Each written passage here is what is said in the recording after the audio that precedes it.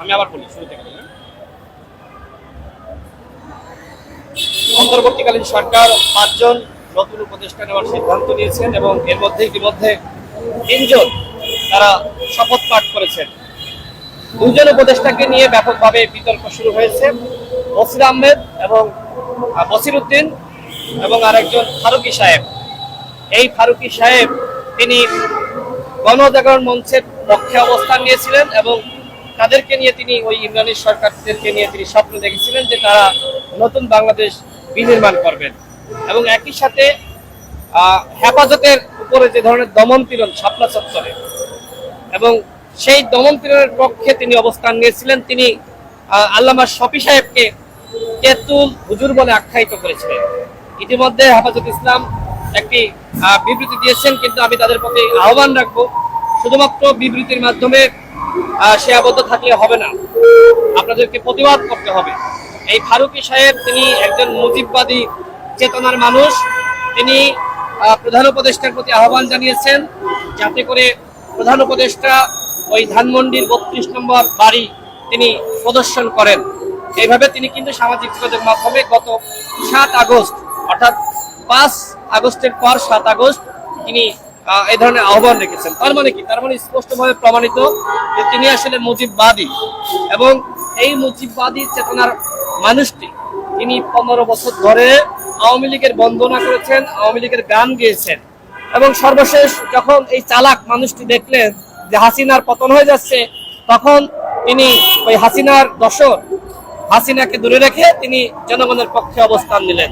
মানে আমার প্রশ্ন হলো 15 বছরের আমল নামা যাচাই বাছাই না করে কিভাবে এই মুজিববাদী চেতনার আওয়ামী প্রেতাত্মা তাকে কিভাবে উপদেষ্টা বানানো হলো? দ্বিতীয়ত এই বসির উদ্দিন তিনি হত্যা মামলার আসামি এবং তিনি ডামি এমপির ভাই। এই ডামি পরিবারের লোকজন কিভাবে এমপি হচ্ছেন, কিভাবে উপদেষ্টা হচ্ছেন আমি আসলে জানি না। এক্ষেত্রে সরকারকে বলবো যে এই বিতর্কিত উপদেষ্টাদেরকে অনতিবিলম্বে আপনাদেরকে সরিয়ে দেওয়া লাগবে। এবং আরেকজন উপদেষ্টা আলী ইমাম মজুমদার, তিনি 11 দশক, তিনি মুজিববাদী এবং শেখ মুজিবকে নিয়ে 2017 সালে প্রথম আলোতে একটি কলাম লিখেছেন যেখানে তিনি উল্লেখ করেছেন যে মুজিব আমাদের চেতনা, মুজিব আমাদের বিশ্বাস, মুজিবকে মহানায়ক হিসেবে আরো বেশি উপরে তুলতে হবে, মুজিবকে কোনোভাবেই ধ্বংস হতে দেওয়া যাবে না। অর্থাৎ এই আওয়ামী পরিবারের এই 3 জন ব্যক্তিত্ব তাদেরকে উপদেষ্টা বানানো হয়েছে। এই যে জেলাগুলোতে ডিসি বলেন, এসপি বলেন বা বিভিন্ন সেক্টরের সরকারি কর্মকর্তা বা সচিবালয়ে সচিবদের দেখেন যে আওয়ামী ঘরানার যারা ছিল, যারা আওয়ামী সুবিধাভোগী, তাদেরকে বেশি প্রমোশন দেওয়া হচ্ছে, তাদেরকে বেশি সম্মান করা হচ্ছে। অথচ যারা গত 15 বছরে আওয়ামী লীগের বঞ্চনার শিকার, তাদেরকে প্রমোশন দেওয়া হচ্ছে না। তারা এই সরকারের আমলে আরো বেশি বৈষম্যের শিকার। অর্থাৎ যে বৈষম্যের বিরুদ্ধে আমরা লড়াই করলাম সেই বৈষম্য আরো বেশি বেড়ে গিয়েছে। এবং দেখেন এই যে আপনার একটি অঞ্চল থেকে, একটি বিভাগ থেকে 13 জন উপদেষ্টা, চট্টগ্রাম থেকে 13 জন উপদেষ্টা। আমি ডক্টর ইউনূস স্যারকে বলবো যদি আপনি সমতা বা সাম্য আনতে চান তাহলে অন্যান্য বিভাগ থেকেও আপনি 13 জন করে উপদেষ্টা নিয়োগ দেন। অন্যথায় মানুষ কিন্তু এখন যেটি বলছে যে ডক্টর ইউনূস স্যারের উপর আমরা যে আস্থা বিশ্বাস রেখেছিলাম তিনি সেই আস্থা বিশ্বাস রাখতে পারেননি।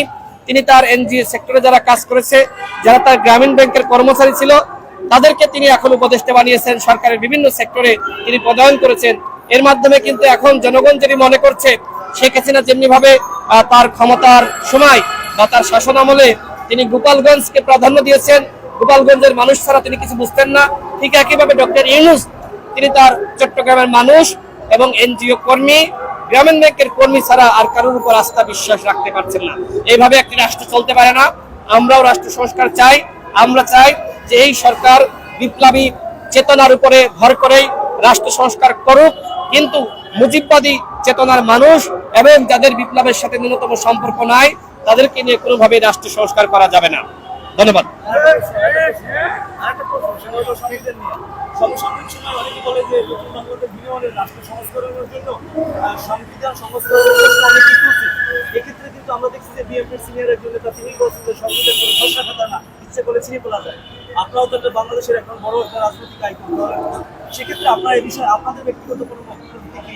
দেখেন, আহ্বান রেখেছিলাম বিপ্লবী সরকার গঠন করার জন্য, কিন্তু বিপ্লবী সরকার গঠন করা হয়নি। তারা আধা সাংবিধানিক এবং তারা আধা বিপ্লবিক, অর্থাৎ তারা অর্ধেক সংবিধান মেনে কাজ করছে আর অর্ধেক বিপ্লবী চেতনায় কাজ করছে। এইভাবে আসলে হতে পারে না।